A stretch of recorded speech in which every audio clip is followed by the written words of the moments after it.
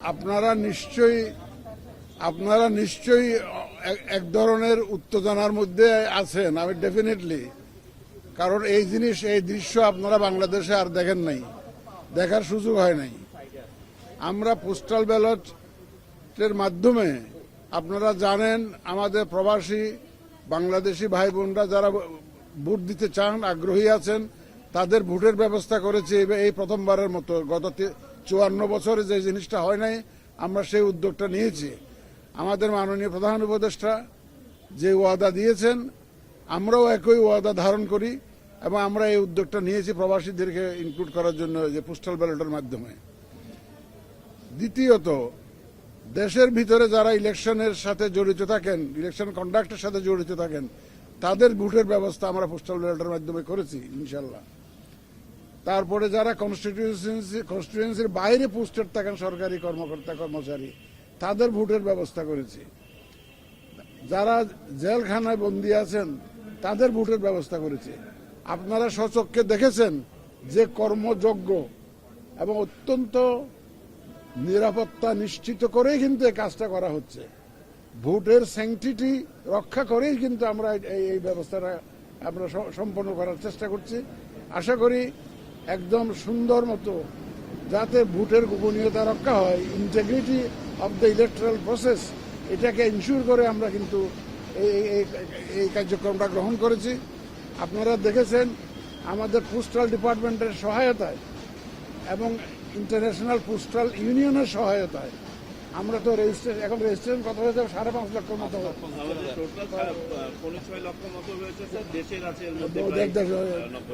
সুতরাং আমরা আশা করছি আরো 3 দিন হাতে আছে।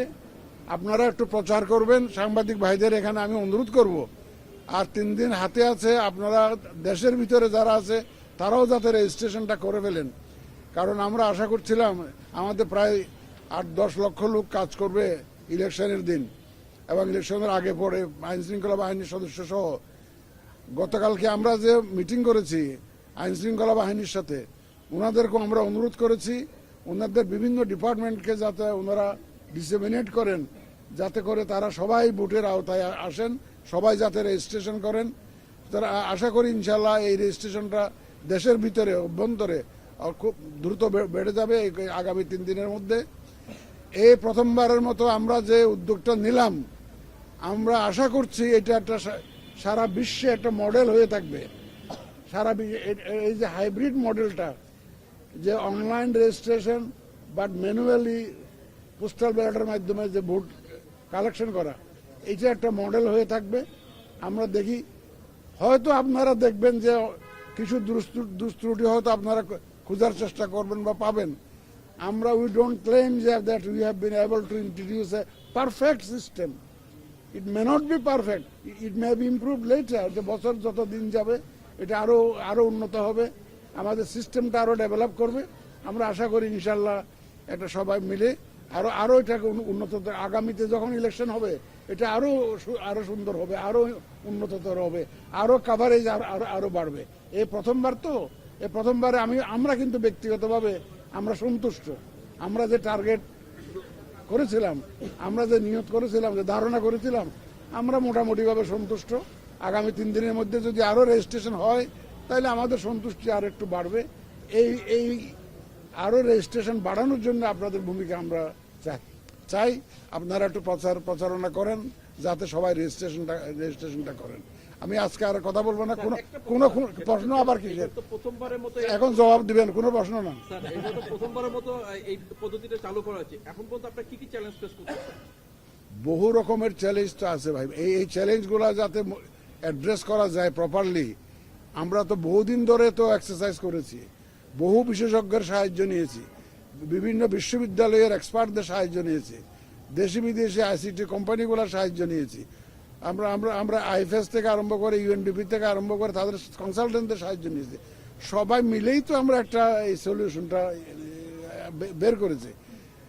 এই চ্যালেঞ্জের মধ্যে যেমন একটা এক্সাম্পল দেই, আমি যখন কানাডা গেছি তখন শুনলাম যে কানাডাতে পোস্টাল স্ট্রাইক চলতেছে, পোস্ট অফিস স্ট্রাইক, 1.5 মাস ধরে স্ট্রাইক হবে। তখন আমার মাথা খারাপ হয়ে গেছে। আমি বললাম যে কি এরকম স্ট্রাইক হলে কি হবে, তাহলে তো একটা সমস্যা হতে পারে। আল্লাহর রহমতে কোনো অসুবিধা নাই। যেমন ধরেন চ্যালেঞ্জের মধ্যে যেগুলো হয়, আমাদের যারা অতীতে তো এরকম অভিজ্ঞতা নাই, ধরেন ফর এক্সাম্পল মিডল ইস্টে যারা আছেন তারা প্রপারলি রেজিস্ট্রেশনটা করতে পারতেছিলেন না প্রথম, এখন অনেক সমস্যা সহজ হয়ে আসছে। আমরা ক্লারিফিকেশন দিয়েছি, যেখানে প্রবলেম হয়েছে আমাদের এক্সপার্টরা সেটা অ্যাড্রেস করেছেন। এখানে সাইবার অ্যাটাক হয়েছে, আমাদের এক্সপার্টরা অ্যাড্রেস করেছেন, কোনো অসুবিধা হয় না ইনশাল্লাহ। সিস্টেম ইজ ওয়ার্কিং, এবং আমাদের তরফ থেকে যে ক্লারিফিকেশন দেওয়া হয়েছে এবং এগুলো যাতে ফিক্স করার যে উদ্যোগ নেওয়া হয়েছে, তাতে করে ইনশাল্লাহ সাকসেসফুলি আমরা রেজিস্ট্রেশনটা সম্পন্ন করতে পেরেছি। যত চ্যালেঞ্জই ছিল সেগুলো আমরা অ্যাড্রেস করে এগিয়ে এসছি, এ পর্যন্ত এগিয়ে আসছি। বাকিটাও ইনশাল্লাহ আপনাদের সহযোগিতায় আমরা সম্পন্ন করবো ইনশাল্লাহ। কতটুকু আশা করছেন রেজিস্ট্রেশন কার্যক্রম এখন বলা তো মুশকিল, এখন তো বলা মুশকিল। আর 3 দিন তো আর 3 দিন আছে। আমাদের স্থানীয় পোলিং অফিসিয়াল হবে ওনাদের জন্য আমরা রেজিস্ট্রেশনের টাইমটা বাড়াবো। সব দেখার পরে আপনারা জানতে পারবেন। আপনারা তো ডেইলি আপনাদের যেখানে বসেন ওখানে তো আমরা ওপেন করে রেখেছি। এটা টেকনিক্যাল দেখা জেনে একটা বিষয় হচ্ছে যে আপনি বারবার বলছেন একটা ভোট উৎসব হবে, ভোট উৎসব হবে। এখন যে পরিবেশ আছে সে আপনি কি ওই আগের মতো কি এখন মনে করছেন যে একদম একদম একদম একদম আমি একদম ভোট উৎসব ইনশাল্লাহ হবে। দেখেন না এই যে উৎসবের মতো, দেখেন আপনারা কত কত সাংবাদিকরা এসছেন, এটা একটা উৎসবের অংশ না? ভিতরে তো দেখেছেন কি পরিমাণ লোক কাজ করতেছে, মেশিনের মতো কাজ করতেছে। তারা তো নিজেরাই একটা এনকারেজ ফিল করতেছে, এবং I saw them quite motivated. তারাও আনন্দ পাচ্ছে যে দেশের জন্য একটা কাজ করতে পারছে। আস্থা তো আছে, আস্থা তো ফিরে আসার তো ব্যাপার নেই এখন। ইনশাল্লাহ ইনশাল্লাহ ইনশাল্লাহ আপনারা দেখবেন, সময় আসুক দেখবেন আপনারা। আমরা পুরা দেশবাসী, বড় রাজনৈতিক দল সহ রাজনৈতিক দল সহ সবাই তো ইলেকশন চায়, সবাই দেশের মঙ্গল চায়, ভোটাররাও চায়।